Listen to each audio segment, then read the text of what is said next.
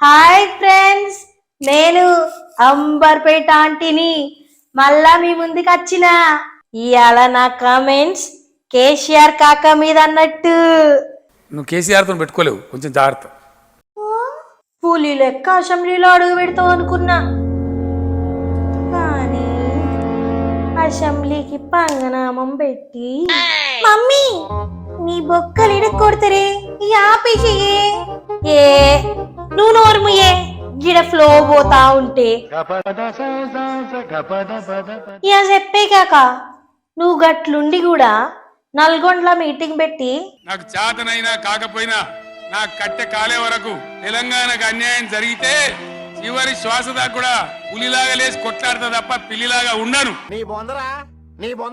Wheel chair లో కూర్చొని కూడా గర్జించే సింహం లెక్క అరిచినావు కదా. గదేదో అసెంబ్లీకి వచ్చుకొని నడుచుకుంటే ఎంత సూపర్ గా ఉంటుండే. ఈ ఉద్దేశం నాకు అర్థమైతా ఉంది. గంతేనా, రానికి భయపడుతున్నావా? నీ పనుల వల్ల మన సీఎం రేవంత్ అన్న ఏమంటుండో. సభలోకి వచ్చి సమస్యల మీద చర్చించకుండా పారిపోయి ఈరోజు మీరు ఏ రకంగా ప్రజల ముందుకు వస్తారు, ఏ ముఖం పెట్టుకొని వచ్చిండ్రు, ఈరోజు నల్గొండ జిల్లా ప్రజల్ని మీరు ఏం వంచడానికి ఈరోజు అక్కడికి వెళ్ళిండ్రు. ఆయనకి ఇప్పుడు మళ్ళీ ఫ్లోరైడ్ బాధ గుర్తొచ్చింది. ఎందుకంటే కుర్చీ పోయింది కదా. మరి నీ పనులు చూస్తా ఉంటే సీఎం రేవంత్ అన్న చెప్పేది కరెక్ట్ అని అనిపిస్తా ఉందా లేదా? నేను మీ బిడ్డను 15 ఏళ్ళు పోరాడి సాగు నోట్ల తలకాయ పెట్టి చివరికి సాగు ధరదాకా పోయి ఈ తెలంగాణ తెచ్చింది నేను.